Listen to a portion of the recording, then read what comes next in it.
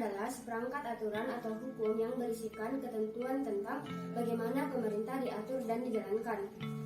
Karena aturan atau hukum yang terdapat dalam konstitusi itu mengatur hal-hal yang amat mendasar dari suatu negara, maka konstitusi dikatakan pula hukum dasar yang dijadikan pegangan dalam penyelenggaraan suatu negara. Konstitusi diperlukan untuk membatasi kekuasaan pemerintah atau penguasaan negara dan memberi jaminan HAM bagi warga negaranya. Tujuan konstitusi yang pertama memberikan pembatasan sekaligus pengawasan terhadap kekuasaan politik. Tujuan ini berfungsi untuk membatasi kekuasaan penguasa sehingga melakukan tindakan yang merugikan masyarakat banyak. Yang kedua, untuk melepas kontrol kekuasaan dari pengawasan sendiri. Bisa juga memberikan perlindungan terhadap hak asasi manusia, sehingga dengan adanya konstitusi, maka setiap penguasa dan masyarakat wajib menghormati HAM dan berhak mendapatkan perlindungan dalam melakukan haknya. Yang ketiga, memberikan batasan-batasan keterapan bagi para penguasa dan menjalankan kekuasaannya. Menurut Silverstone, dalam prinsipnya, fungsi konstitusi adalah membatasi kewenangan pemerintah dalam menjamin hak-hak yang diperintahkan, merumuskan dalam kekuasaan mutlak.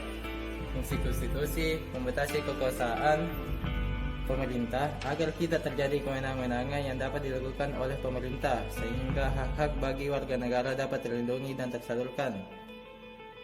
Sebagai piagam kelahiran suatu negara, sebagai sumber hukum tertinggi, sebagai alat membatasi kekuasaan, sebagai identitas nasional dan lambang, sebagai pelindung hak asasi manusia dan kebebasan warga suatu negara. Dinamika dan tantangan dalam berkonstitusi dalam berbangsa dan bernegara. Menengok perjalanan sejarah Indonesia merdeka, ternyata telah menjadi dinamika ketatanegaraan sering berubahnya konstitusi dan undang-undang dasar yang berlaku. Setelah ditetapkan satu hari setelah proklamasi kemerdekaan, Undang-Undang NRI 1945 mulai berlaku sebagai hukum dasar yang mengatur kehidupan ketatanegaraan Indonesia dengan segala keterbatasannya. Mengapa demikian? Karena sejak semula Undang-Undang NRI 1945 oleh Bung Karno sendiri dikatakan sebagai undang-undang kilat yang akan terus disempurnakan pada masa yang akan datang. Tantangan utama bangsa Indonesia sekarang ini bukanlah adanya gejala kuat untuk merubah dasar negara atau bentuk negara seperti yang terjadi dalam sejarah kehidupan berbangsa di Indonesia, namun menjaga kemajemukan sekaligus meneguhkan kemandirian bangsa. Konstitusi mempunyai esensi atau materi tentang organisasi negara, HAM, prosedur mengubah undang-undang, kadang-kadang berisi larangan untuk mengubah sifat tertentu dari undang-undang, cita-cita rakyat, dan asas-asas ideologi negara. Dapat dikatakan tanpa konstitusi, negara tidak mungkin terbentuk. Konstitusi menempati posisi yang sangat krusial dalam kehidupan ketatanegaraan suatu negara. Hamid S. At-Tami berpendapat bahwa pentingnya satu konstitusi atau undang-undang dasar adalah sebagai pemberi pegangan dan pemberi batas, sekaligus tentang bagaimana kekuasaan negara harus dijalankan. Dalam negara modern, penyelenggaraan kekuasaan negara dilakukan berdasarkan hukum dasar atau konstitusi.